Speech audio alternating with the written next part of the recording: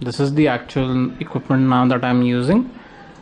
This is called this is the rail which is there, and this is from the Chinese company called wemacro.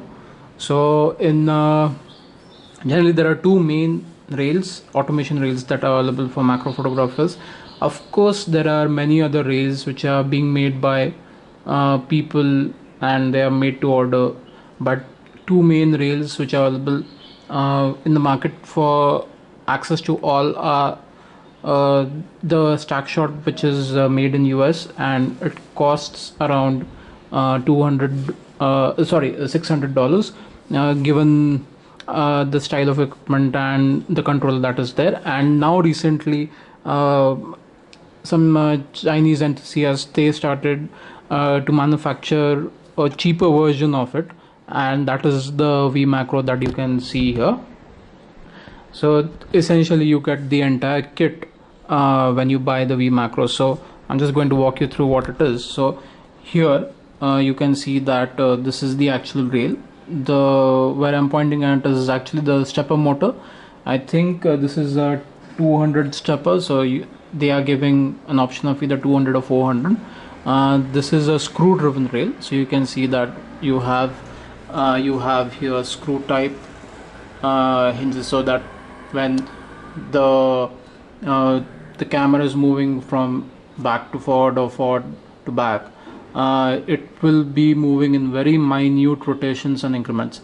This is the main thing that is the difference between a professional rail and the one that you get on Amazon, and I'm going to demonstrate next why I'm saying that.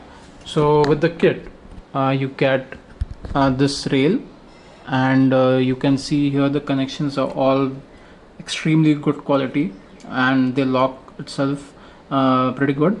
And you have a controller, which is this. So this controller is coordinating and communicating with the rail here, and then you can see this wire which goes on the computer, and it is set up here. So with this, so you have a shutter cable. So this cable then is connected to the camera, and via the software which I'll show you next is the software triggers the controller to take a photo, and with this the photo is taken. Then the software tells the controller to move the rail according to the set step length. So I'm going to explain that when I'm going to show you the software and the hardware and demonstrate what I am saying as of now. And in the rail, so you must be asking how I'm mounting the specimens. So in the kit you also get this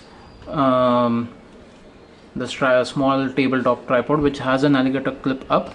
So you can already see that I have attached a pen refill for as an example. So if the live video would have gone good, so then you would have seen the differences, but now I'll just show you in the video what is the difference, and how you can see what is the camera actually going to see. So in the next part I'm going to talk the actual software and the hardware, and how they communicate with each other, and how a photo is taken. Apart from this, you can see that there are three lights. So these lights are continuous lights, so I'll just turn them on for you.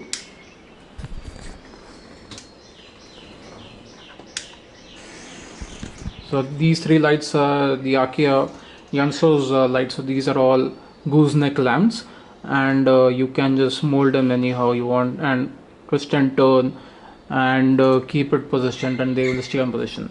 So if I am right, these are 80 lumens lights. So IKEA has three options in this. One is the USB ones, one is a clip one, and one is a holder where it will just stay as it is. So I bought these ones because I wanted higher brightness. The USB ones do not emit so much of brightness. So this is my main primary lighting equipment that I'm using for my stacks. So this is a continuous light, and with continuous lighting the main issue is of vibration. So I was the other day I was telling some of my friends that why vibration is an issue. So you can see how the equipment is set up now. So if I do any random movement here, or I'm stamping here, if I'm walking, so that vibration is traveling in the tripod, and that after the tripod it goes in the rail, and from the rail it will go to the camera.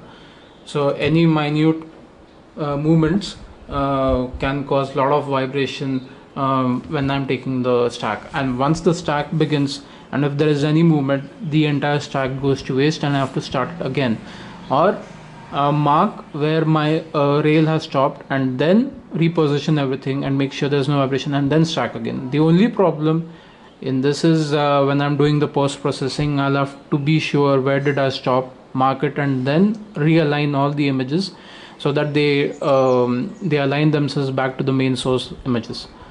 So the next part will be to show the software and the hardware communication.